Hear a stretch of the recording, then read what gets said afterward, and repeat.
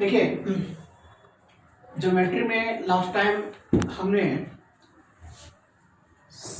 Square वाला और rectangle वाला जो मिक्स क्वेश्चंस था वो हमने किया।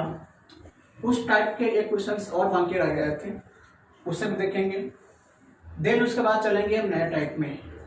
तो आज हमें कौन कौन से क्वेश्चन करने हैं उस क्वेश्चंस को पहले हम बोर्ड पर लिखते हैं, उसके बाद चलेंगे इसका सॉल्यूशन पे। Question number 127, 127, 128, 29, 130 and 131। पहले इस 5 क्वेश्चंस को देखते हैं, टाइम मिलेगा तो चलेंगे अगले क्वेश्चंस में। देखिए मैं एडवांस पार्ट में मैं एक ही वीडियो बनाता हूँ, क्योंकि आप उससे क्वेश्चंस का जितना भी मैं करवाता हूँ, 5 या 6 क्वेश्चन करवाता हूँ, उससे आप रूबरू हो जाइए, उसी को बार बार देखिए। कोई आपका अर्थमेटिक पार्ट है नहीं कि मैं एक टाइप करवा दिया आपको उससे सिर्फ सारे क्वेश्चन बन जाएंगे। अलग अलग टाइप के क्वेश्चन इसमें है, इसलिए आपको थोड़ा समझ के इस क्वेश्चन को करना पड़ेगा। तो देखते हैं क्वेश्चन नंबर 127, 127 जो क्वेश्चन है इसमें देखते हैं। हमसे बोला गया है एक आयत का क्षेत्रफल एक वर्ग के क्षेत्रफल का 3 गुना है, यानी कि एक आपका रेक्टेंगल है का जो एरिया है वह स्क्वायर का एरिया का 3 गुना है, यानी कि है ना।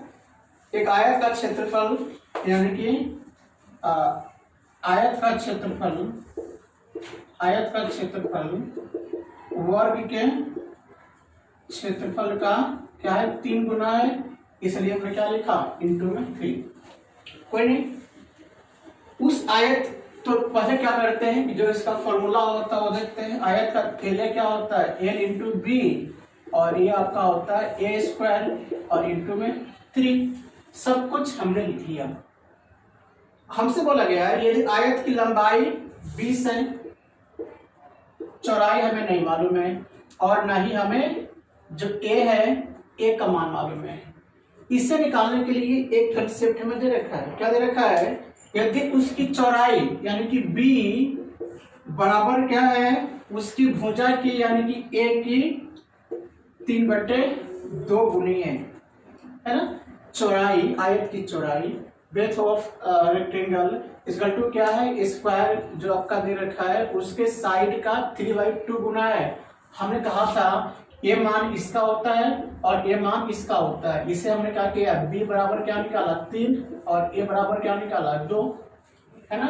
इससे मेरा b और a का मान निकल रहा है। तो हमने क्या किया एक, क्योंकि आपका एग्जैक्ट मान नहीं है, ये आपका एग्जैक्ट मान नहीं है, इसलिए हमने क्या किया इसे 3x और इसे हमने 2x मान लिया, है ना। अब देखते हैं, अब मेरे पास जो b का मान कितना है 3x, a का मान क्या है 2x का होल स्क्वायर इंटू में 3। अब देखिए अगर इससे आगे लिखे कितना हो जाएगा 20 × 60 60x इक्वल टू कितना हो जाएगा 4x स्क्वायर इंटू में 3। देखिए x से ये वाला एक स्क्वायर कट गया, कटेगा 4 एकम 4 और 15 चौक 60, 3 एकम 3 और 3 5 15, यानी कि x बराबर मेरे पास क्या बचा 5। तो हमसे बोला गया है तो उस वर्ग की एक भुजा कितने सेंटीमीटर है आप मुझे बताओ ना। वर्ग की एक भुजा क्या है आपके पास a है और इसे हमने क्या माना है 2x, तो क्या करेंगे 2 इंटू में x समान क्या है 5 है, तो 5 दूनी 10 जो आपका आंसर है ना। तो ये आपका देखिए मैंने कहा है ना एडवांस पार्ट में आपको थोड़ा एडवांस कंसेप्ट यूज करना पड़ेगा, इसलिए इसका आंसर क्या होगा आपका ऑप्शन ए जो आपका 10 मीटर है या 10 सेंटीमीटर है जो भी है ना। सब कुछ हमें दे रखा था, हमें जो दे रखा था यहाँ पे जो आयत की चौड़ाई है वो वर्ग की भुजा का 3/2 है, इसे हमने b और a का मान निकाल लिया। ये आपका चौड़ाई है और ये आपका भुजा है ना। उसके बेस पे हमने यहाँ से x का मान निकाला, x का मान निकाल के उससे हमने वहां पुट कर दिया, आंसर क्या आ गया आपका 10। आगे चलते हैं, क्वेश्चन नंबर जो नेक्स्ट है उस पे आता हूं मैं, इसे मैं रख कर दे रहा हूं। देखिए क्वेश्चन नंबर 128 पे आता हूं मैं। 128 की बात करें तो अब यहाँ पे क्या है, यहाँ पे हमें अब बात करना है रेक्टेंगल पे एंड सर्कल पे। उस पे हमने बात किया था रेक्टेंगल पे एंड स्क्वायर पे। यहाँ पे आपका है कि questions based on rectangle and circle, जो आपका 128 से स्टार्ट है। देखते हैं, एक वृत्त और एक आयत का परिमाप समान है ना, यानी कि एक वृत्त, एक सर्कल और एक जो आपका आयत है, इसका पेरीमीटर क्या है, इक्वल है। तो इसका पेरीमीटर क्या होता है 2 पाई r और इसका आपका होता है 2 इंटू में l प्लस d। पहले हमने लिख लिया, क्यों, क्योंकि हमें गिवन है। यदि आयत की भुजा 18 सेंटीमीटर तथा 26 सेंटीमीटर हो, ये तो आसान है, यानी कि आप कैसे करो, 2 से 2 काट लो, मेरे पास क्या बचेगा, पाई का मान क्या रख लो 22/7 इंटू में r। और आयत की लंबाई और चौड़ाई दे रखी है, क्या दे रखी है, लंबाई दे रखी है आपका 18 और चौड़ाई क्या दे रखी है 26, है ना। तो मेरे पास कितना हो जाएगा 22/7 गुने में r बराबर में दोनों को ऐड करेंगे तो कितना होगा बस 44 कटेगा, 22 से 22, 22 दूनी 44 और r बराबर क्या होगा 2 गुने 7 कहे तो 14। हमसे बोला गया है कि वृत्त का क्षेत्रफल ज्ञात कीजिए, तो अब इसमें रखा गया है, यानी कि एरिया ऑफ सर्कल बराबर क्या होता है पाई r स्क्वायर।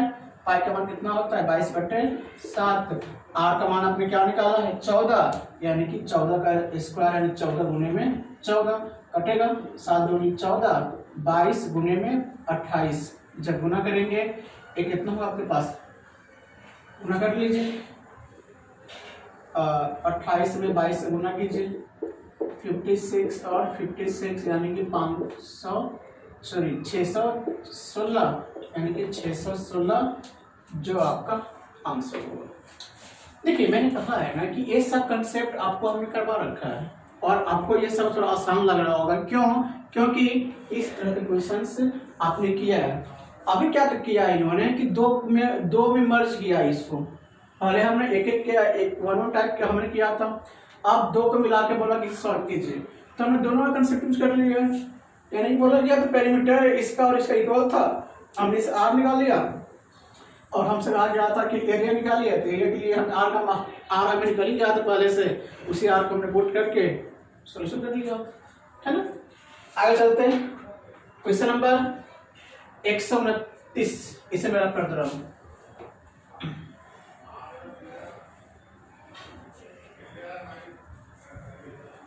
वन 129 समझिएगा। आपसे बोला गया है एक आपका रेक्टेंगल है, आपसे बोला गया है कि 15 मीटर 16 मीटर है, 16 मीटर लंबाई और 6 मीटर चौड़ाई के आयत में यथासंभव बड़ा वृत्त बनाया गया है, तो उस वृत्त का क्षेत्रफल ज्ञात कीजिए। अक्सर क्वेश्चन आता है, बहुत ही इंपोर्टेंट है। ये आपका रेक्टेंगल है जिसका साइड दे रखा है ए दे रखा है 16, बी दे रखा है 6 और आपसे बोला गया है कि इसके अंदर जो वृत्त बनेगा ना, जो सबसे बड़ा से बड़ा वृत्त बनेगा, इस वृत्त का एरिया निकालिए।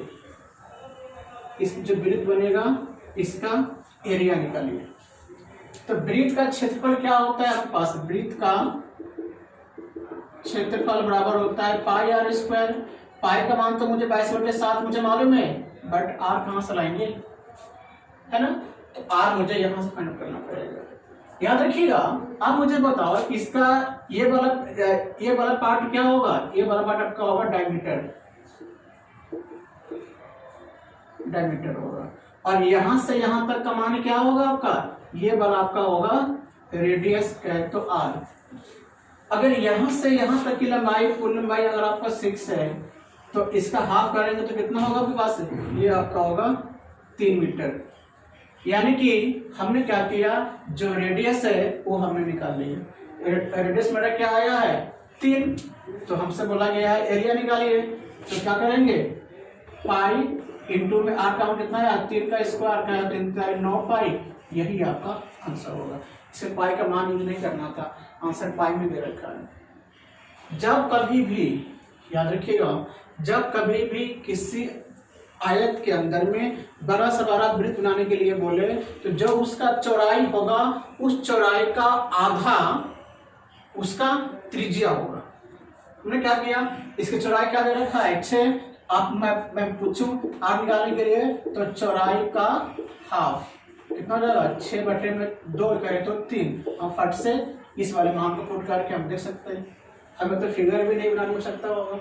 जब आपकी प्रैक्टिस होती है ना तो आप क्या करते हो कि आप ऐसे कंसेप्ट यूज करते हो कि आप प्रैक्टिस होती है तो आपने देखा कि अच्छा इस तरह टाइम हमने किया है, और हमें भी मालूम है कि जो आपका इसका ब्रेथ होता है, चौड़ाई होता है, उसका हाफ करके हम आर निकाल लेते हैं। तो क्वेश्चन देखे होंगे 6 का कितना होगा 3 का स्क्वायर 9 का आंसर है, टिक करेगा है ना। बट बेसिकली हमें आपको एक फिगर समझाना जरूरी था, इसलिए हमने आपको समझाया। आगे चलते हैं क्वेश्चन नंबर 130।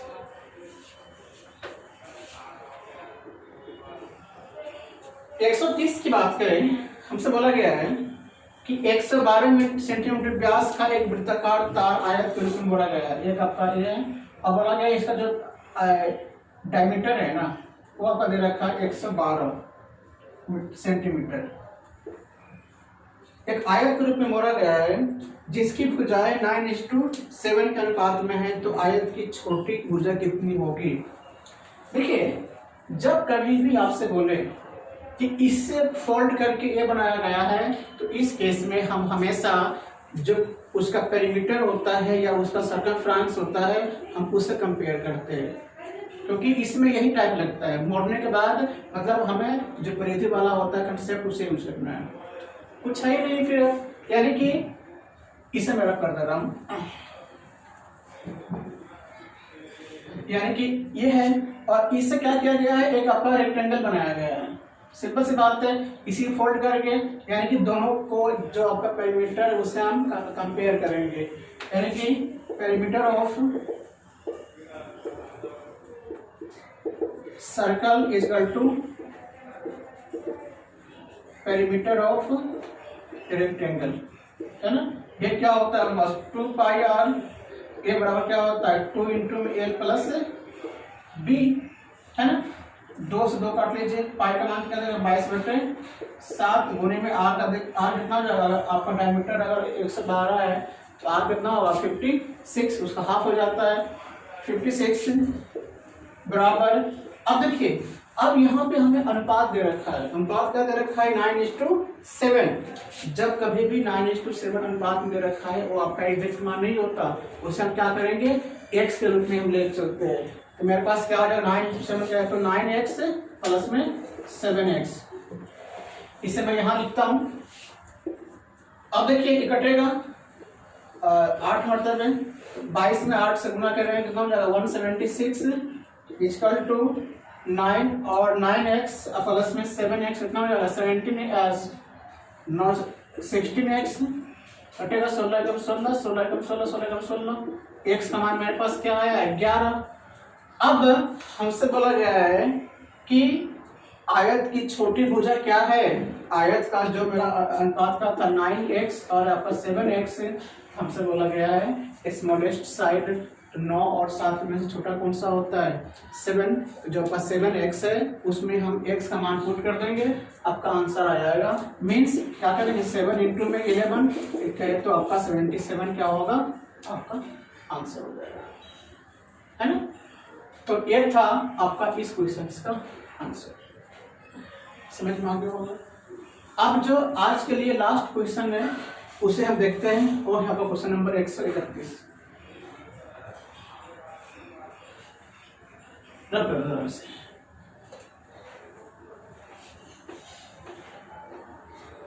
देखिए क्वेश्चन नंबर 131 की बात करें, हमसे बोला गया है 42 सेंटीमीटर त्रिज्या वाले एक वृत्ताकार तार के एक आयत की बोला गया। ये भी तो उस तरह का है। ये आपका डायमीटर क्या दे रखा है पास, ये आपका आर दे रखा है 42, इसमें सब कुछ दे रखा है। अब एक आपका रेक्टेंगल है, ये आपका दे रखा है साइड का दे रखा है 6x एंड 5x, है ना। बस जो आपने अभी किया है उसी टाइप का है, लेकिन फिर मैं करवा देता हूँ। मोड़ा गया है मतलब 2πr बराबर में 2 × l प्लस b कटेगा, कितना हो जाएगा 22/7 गुने में r का मान क्या है 42 बराबर कितना हो जाएगा, इधर का 6x प्लस में 5x कटेगा, कितना हो जाएगा 7×6 42, कितना हो जाएगा 22 गुने में 6 बराबर में 6 × 5 11x कटेगा, 11 में 22, x का मान कितना पाया है 6 दूनी 12। हमसे बोला गया है कि सबसे छोटी भुजा ज्ञात कीजिए, तो 6 और 5 में सबसे छोटी भुजा कौन सा है 5x, तो आपका आंसर क्या होगा 5 गुने में 12 तो 60। ये आपका आंसर है ना। तो इस तरह से आपके ये जो 5 क्वेश्चन थे ये मैंने आपको करवा दिया। तो आज की क्लास में इतना ही रखते हैं, नेक्स्ट मिलते हैं अगली क्लास में यानी कि मंडे को। Thank you.